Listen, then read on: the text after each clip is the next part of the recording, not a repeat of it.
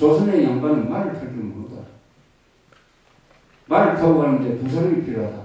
한 사람은 고삐를 들고 말을 끌고 다른 한 사람은 그 사람이 떨어지지 않도록 엉덩이를 받치고 간다. 얼마나 창피한 일입니까? 유목민족 출신이 나중에는 조선족 말에 가면 말도 제 혼자서 탈 줄 모르는 이런 문약한 삶으로 되었습니다. 그러면서 야성을 잃어버리면 한 인간과 한 국가가 야성을 잃어버리면 어떻게 되느냐? 힘을 잃어버려. 기를 잃어버립니다. 기. 야성이라는 것은 뭐냐? 딱 따져보면 무슨 체력, 군사력, 상무정신, 조직력 이런 거죠. 그리고 자존심 이런 게 야성입니다. 야성을 잃고 지성만 가지면 말 잘하고 글 잘하는 거는 잘하는데 문약해진다. 그러면 경제력, 군사력이 약해진다. 조선조가 그렇게 됐다. 아니 삼국시대 때 고구려 고군을 보면은 말을 더 가면서 앞으로 갈 수 있는 게 아니라 뒤로 쏠 정도의 기가 막힌 기마술을 가지고 있었던 그 민족이 중국 문화권으로 들어가니까 이게 문약해져가지고 말도 혼자서 못하는 이런 약간 쪼다 같은 사람들 그렇다. 이게 한국에서 자화성이 그래서 전쟁은 세계에서 제일 전쟁 못하는 사람, 제일 군사력이 약한 사람 이런 그러나 한국 사람의 본능이나 DNA 속에 잠자고 있는 몽골 사람들이 기질과 본능이 있는 거죠. 있었던 거죠. 이게 언제 힘을 발휘하게 되느냐. 바로 조선조의 중국 문화의 전통이 단절 되죠. 언제 단절 되느냐. 일제 심지를 통해서 한번 단절 되고 그 다음에 해방된 다음에 건국을 하는 과정에서 중국과 단절되어 버립니다. 휴전선에 의해서 단절이 되고 제도에 의해서 유교와는 다른 제도, 자유민주주의가 들어갔다. 이 자유민주주의를 가만히 보면 말이죠. 자유민주주의 기본적인 사상이 자유입니다. 자유라는 건 뭐냐? 그 막연한 자유라는 건 뭐냐? 이동의 자유가 큽니다. 이동의 자유. 마음대로 돌아다니라. 한국에 살기 싫으면 외국에 가. 마음대로 돌아다니라. 그 다음에 수직적인 자유죠. 석공하다가 열심히 일 잘하면은 정규직처럼 회장도 될 수 있다. 농촌에 살다가 한국에 도시로 건너와가지고 출세하면은 사장되고 뭐 검사 판검사 다닌다. 자유입니다. 자유. 그 다음에 개방. 몽골 투르크족의 가장 큰 특징 중에 하나가 또한 개방성입니다. 개방적인 건 뭐냐? 막 섞입니다. 이 유목민족들은 이동을 하니까 타민족하고 막 섞여요. 종교도 다르고 우물도 다르게 대담하게 서서름 없이 섞입니다. 개방적인 사람은 어떠냐? 차별을 잘하면 이 몽골 투르크족의 특징은 인종차별과 종교차별이 거의 없습니다.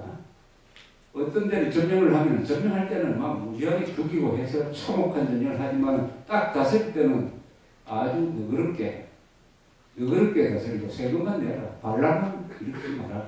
그러면 당신 제주도 한번 해봐라. 이렇게 자유를 줍니다. 그래서 몽골 투르크족이 다스린 나라가 다 이렇게 너그러운 나라가 되는 게 개방적인 나라인데 바로 자유민주주의가 개방입니다. 우리는 이승만 대통령부터 이명박 대통령까지 한 번도 폐쇄적으로 가본 적이 없어요.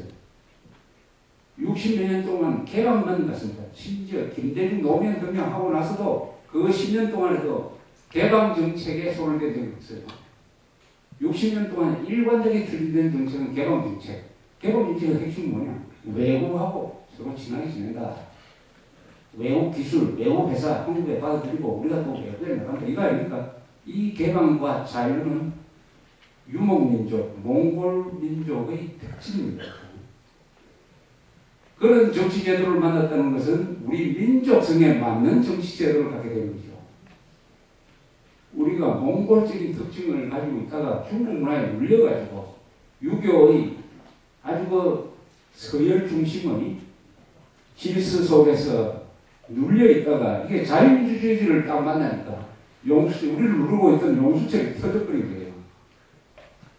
1500년 동안 누르고 있던 용수철이 터지면서 우리가 가지고 있던 본능, DNA, 우리의 생리, 우리의 민족성에 맞는 정치제도를 갖게 됐습니다. 그게 자유민주주의입니다. 자본주의. 요게 몽골 사람들이 갖고 있는 개방성, 스피드, 관용, 이런 거하고 맞아떨어졌어요. 그래서 오늘날과 같은 거대한 60년의 대폭발이 있었다. 이 대폭발은 우리 민족성과 맞는 제도이기 때문에 가능합니다. 1500년 동안 우리가 가지고 있었던 야성이 1500년 동안 물려있었다.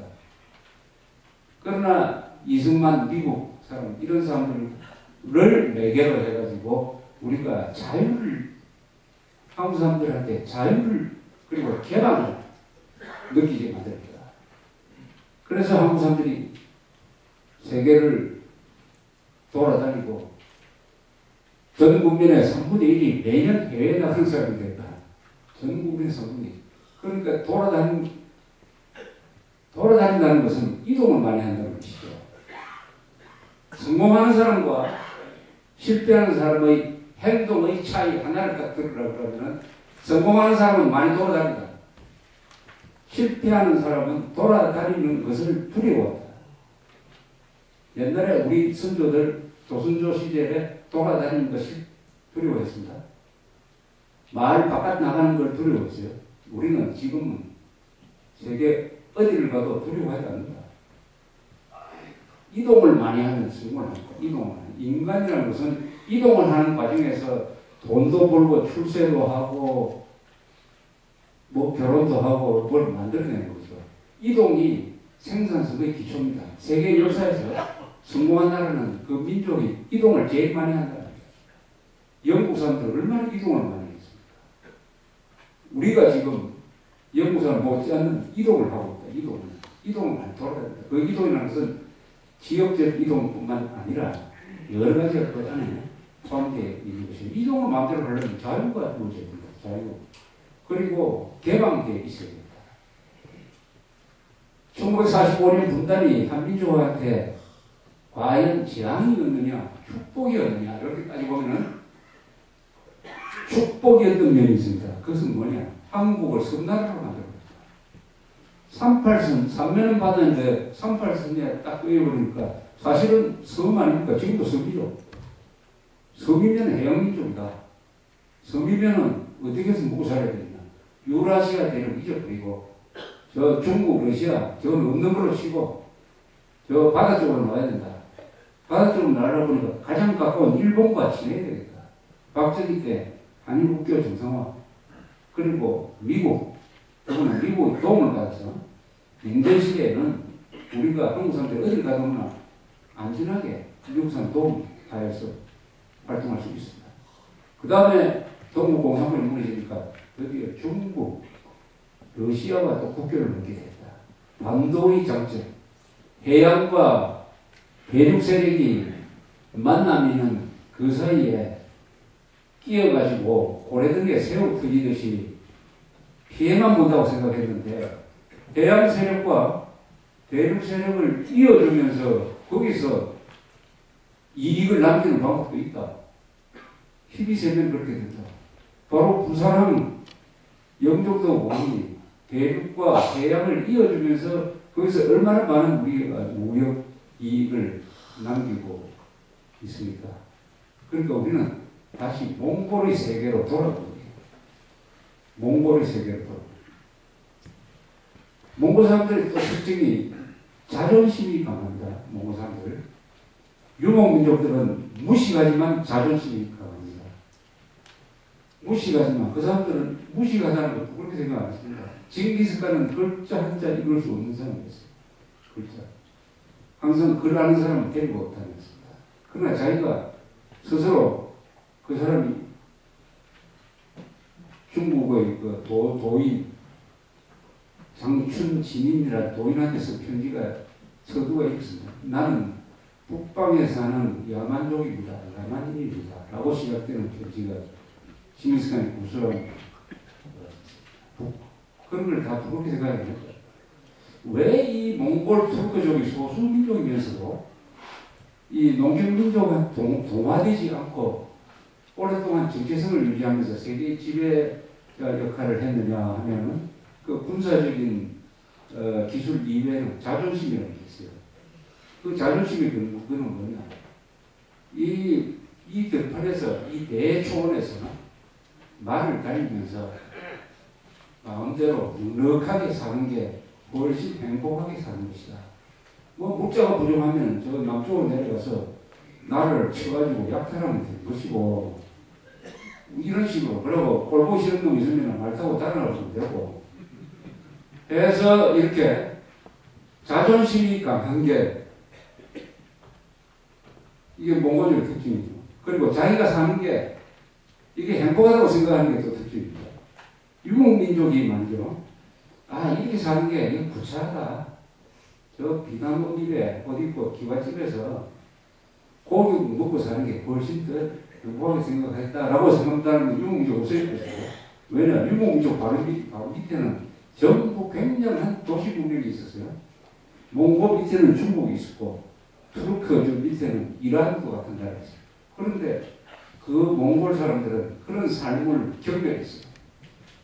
그거는 남자가 그렇게 구질구질하게 사는 우리처럼 용감하게 지변적으로서 살다가 뭐 용감하게 죽으면 되는 거지. 그렇게 뭐 옷 잘 입고 말이지 뭐 걸배고 할 필요 있느냐 말이지. 그 생각이 없었으면 절대 지변민족이 될 수 없는 것입니다. 즉 자기 확신이 있어요. 그게 자존심이죠. 인간의 자존심이죠. 삶의 방식이 다른 데 대한 자기 정당성을 가질 수 있었다. 그 인간관이라는 거죠. 인간관입니다. 고려사에 보면 이런 장면이 있습니다. 고려사. 고려는 몽고가 한 7달 쳐들어왔지만 40년 동안 지원을 했어요. 이 몽고가 대팽창을 할 때 저렇게 오랫동안 저항한 나라는 고려밖에 없습니다. 그러니까 몽고 사람들이 고려가 항복을 그것도 나중에 항복을 했죠. 항복을 해도 아주 상당히 높게 평가를 했어요. 이 고려 사람들은 다른 민족하고 다르다. 몽고한테 일주일만 저항하면은 그 도시나 나라는 다 없어져버립니다. 다 죽여버립니다. 그러나 40년 동안 저항했는데도 고려를 없애지 않았어요. 그 왕조를 그냥 남겨뒀습니다. 그러면서 사위 상기도 하고 뭐 이렇게 됐어요. 그 고려 왕시들은 몽고 지배 한 90몇 년 동안 저 연경으로 진출해가지고 중앙무대에서 놀기도 했습니다. 왜냐? 40년 동안 자기들 상대로 잘 싸워놓으니까 높게 평가를 했어요. 군대를 보내서 직접 다스리지 않았죠. 그 다루가치라고 또 총독을 보내서 다스렸습니다. 고려하고 몽고하고 배를 많이 만들어가서 일본을 두 차례 쳤는데 일본이 잘 싸웠어. 또 태풍도 불고해가지고 결국 실패했습니다. 그때 몽고 여기 한국 주둔군 사령관이 있었어요. 이름이 흔도라는 사람이죠. 흔도. 그때 그 사람이 카운터파트로서는 고려군의 총사령관이 있었습니다. 김방경. 여기 안동김씨들, 안동김씨 출신이죠. 김방경. 이 사람이 우리나라 역사적 인물 중에 가장 오래 산 사람 중에 한 사람입니다. 87살까지 살았습니다. 이 두 사람이 나눈 대화가 이 고려사에 아주 재밌게 나와요. 두 사람이 어제 집 마루에 앉아서 한담을 하는 이야기입니다. 흔도가 참새를 딱 잡아서 참새를 죽이면서 김방경한테 묻습니다. 이거 어떻게 생각합니까? 하니까 김방경이 이 참새 이게 곡식만 쪼아먹고 이거 백해무익한 겁니다. 이렇게 이야기해요. 그러니까 흔도라는 사람이 웃으면서 이렇게 이야기해요.